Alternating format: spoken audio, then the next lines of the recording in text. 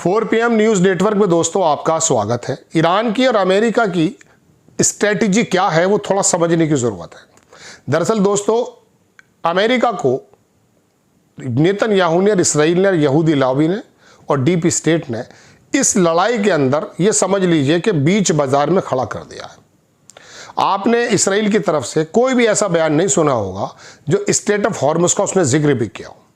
और अब इस लड़ाई का जो एक मैं कह सकता हूं कि स्टेशन बन गया है वो स्टेट ऑफ हॉर्मुज़ बन गया है। अमेरिका सोचता है कि इसको अगर कब्जा कर लिया जाएगा तो लड़ाई को जीत करके आराम से निकल जाया जाएगा, लेकिन ये इतना आसान नहीं है। दरअसल आपको मैं कई बार बता चुका कि ईरान के पीछे रशिया और चीन है। वो चाहते तो हैं लड़ाई बंद हो जाए, लेकिन वो किसी सूरत में नहीं चाहते कि ईरान वहां पर हार जाए।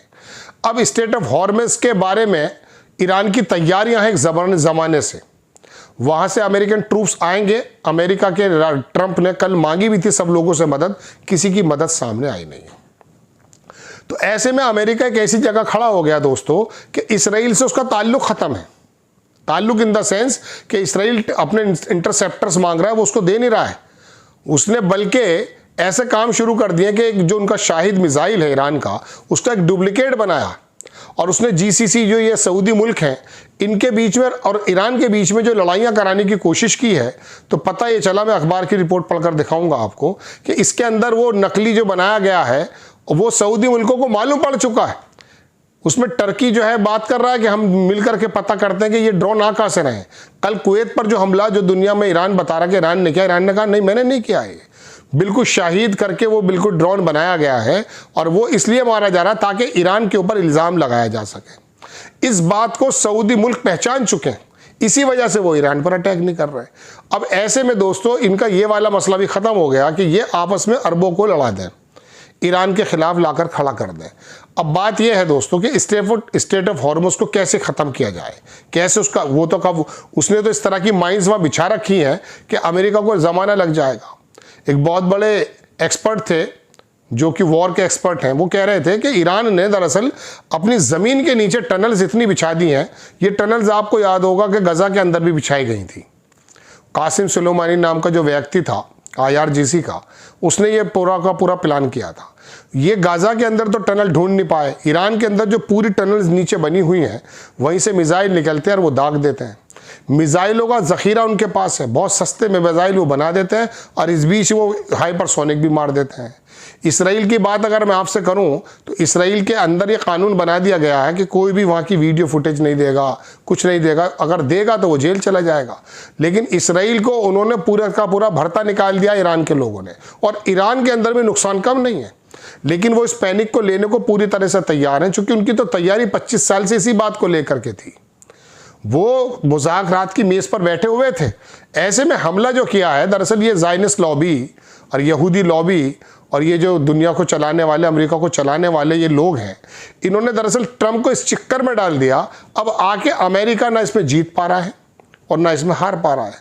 हालांकि कई बार ट्रंप साहब कह चुके मैं जीत चुके तो वापस आ जाइए, वापस वो आने की स्थिति में है नहीं, क्योंकि स्टेट ऑफ हॉर्मुज़ एक ऐसा बन चुका है लड़ाई का महाज कि जब तक वो उसे खाली नहीं कराएंगे उनको लगेगा नहीं, और वो खाली हो नहीं पाएगा इतनी जल्दी।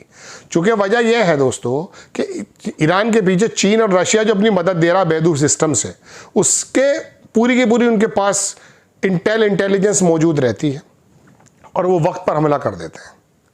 ईरान इतनी पूरी की पूरी ड्यूरेशन में 16 दिन हो चुके हैं, आज 17वां दिन है।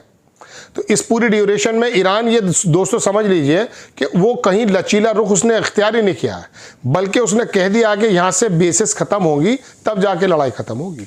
अब अमेरिका अपनी बेसिस अगर ख़त्म करके वहाँ से आता तो वो मुँह दिखाने लायक कहाँ रहेगा। और मैं आपको एक खबर ये दे दूँ कि अब ये सऊदी मुल्क जो अमेरिका को इसलिए लेकर आए थे, इनको ट्रिलियन डॉलर्स ये दे रहे थे कि यहाँ पर हमारी हिफाजत होगी, वो सऊदी मुल्क अब चीन के उसमें जाने वाले हैं। ईरान से उनका मुआहदा हो चुका है लगभग। अब उनको ये भी पता चल गया कि ईरान के लोगों ने हमारे लोगों को कोई नुकसान नहीं पहुंचाया, वो सिर्फ उन तंसीबात पर हमला कर रहे हैं, उन टारगेट्स, उन चीज़ों को कर रहे हैं जहाँ पे अमेरिका के लोग हैं। वो इतनी ज़्यादा मिसाइल्स फेंकते हैं वो बिल्कुल उसी जगह पर जहाँ पर अमेरिका की बेसेस हैं या अमेरिका के इंस्टीट्यूशंस हैं। तो ऐसे में ये वाला मकसद तो ख़त्म हो चुका है। अब अमेरिका की समझ में ये नहीं आ रहा दोस्तों कि इस लड़ाई से दूर कैसे जाया जाए। दुनिया इस मरहले पर पहुंच गई और पहुंचाने वाली जो लॉबी है वो ज़ायनिस्ट लॉबी है। नो डाउट कल नेतन्याहू को देखा गया है कॉफ़ी पीते हुए, कहाँ का है क्या नहीं, उस पर भी शक लगा रहे हैं, लगा जा रहा है। लेकिन फिर भी बहरहाल इसराइल के अंदर ना तो वो कोई फुटेज जाने दे रहा है। तो ये लड़ाई घुमासान की अब जो होगी दोस्तों वो स्टेट ऑफ हॉर्मस पे होगी, और वहाँ से पीछे जा चुका है नेतन्याहू, वहाँ से पीछे जा चुका है इसराइल, अमेरिका को इस लड़ाई में डाल करके वो पीछे जा चुका है। और आप ये समझ लीजिए कि चीन इस लड़ाई को ख़त्म तो ज़रूर करना चाहता होगा क्योंकि उसका भी नुकसान है, लेकिन वो ईरान को हारने नहीं देगा।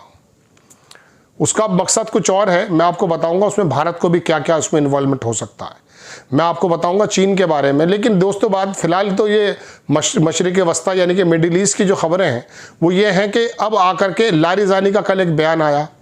लारिजानी ने कहा, मैंने आपको 3 दिन पहले भी शायद बताया था कि दरअसल एक इस तरह की स्ट्रेटजी और साजिश रची जा रही है जिससे अमेरिका के अंदर 9/11 जैसा कोई हमला हो और वो फिर उसके बाद कोई बड़ी बात करके न्यूक्लियर की तरफ जाएं या ट्रूप्स उतरने की बात जाएं, चूंकि ट्रंप को ट्रूप्स उतारने की इजाज़त नहीं मिलेगी उसकी कांग्रेस के से भी।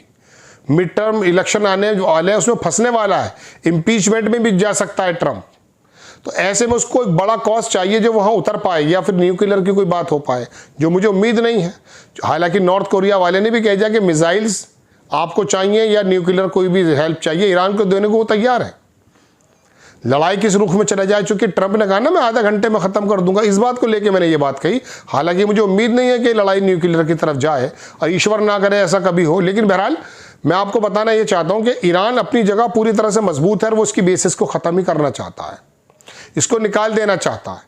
चीन इस वाले मकसद में उसका पूरा का पूरा बैक पर खड़ा हुआ है। स्टेट ऑफ हॉर्मस अमेरिका के बस में नहीं है, लाशों के अंबार तो लग सकते हैं, लड़ाइयाँ लंबी खिंच सकती हैं, दुनिया कहाँ चली जाएगी कुछ नहीं मालूम। लेकिन बहरहाल लारिजानी का ये वाली बात और टकर कार्लसन के बारे में मैंने आपको 4-5 दिन पहले बताया था, बल्कि उसने कहा कि मुझे गिरफ्तार किया जा सकता है।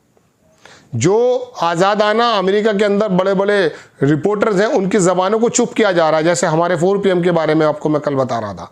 इनको नहीं सवाल समझ में आते क्योंकि इनसे इंडिपेंडेंट पत्रकार अगर सवाल करते हैं, टकर कार्लसन का कहना यह है कि उसकी जान को भी खतरा है, क्योंकि उसने ट्रंप को समझाया था, अभी इंटरव्यू होता पिछले दिनों के, वहाँ की लड़ाई में मत जाइए। लेकिन अमेरिका का जो वो वॉर मिनिस्टर है पीटर एगस्ट, वो बिल्कुल नो सिखिया और जाहिल किस्म का व्यक्ति है, उसे मालूम नहीं लड़ाई किस तरह से जानी है।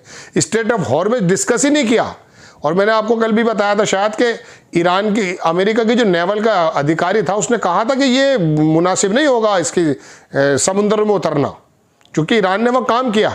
तो दोस्तों टोटल सिनेरियो यह है जो मैंने आपको बताया कि अमेरिका इस लड़ाई से निकलना भी चाहता होगा तो निकल नहीं पा रहा, और ईरान इसको निकलने नहीं देगा जब तक उसकी शर्तें पूरी ना हो। ईरान का नुकसान जानी भी माली भी बहुत चल रहा है, लेकिन उसके बावजूद वो इस पैनिक को लेने को तैयार है और वो पैनिक लेगा और आगे फिर हमला करेगा। और अगर ऐसा हुआ कि अमेरिका थोड़ा हटा तो फिर इसराइल को समझ ही लेगा जैसे भी उसको समझना है। टोटल दोस्तों खबरें ये हैं जो मैंने आपके सामने रखी मशरिक़ वस्ता से। एक खबर मैं और बनाऊंगा, आप ज़रूर देखिएगा। उसमें मैं आपको ये बताना चाहता हूँ कि ये 40 साल या 35 साल पहले जो ईरान ने तैयारी की है, क्या हमें भी ज़रूरत है करने की, यानी कि भारत को चीन के मद्देनज़र, वो कैसे है वो मैं आपको बताऊँगा। आपसे गुजारिश चैनल को सब्सक्राइब करें, शेयर करें। नेक्स्ट टाइम किसी खबर के साथ हाजिर होता हूँ। जय हिंद।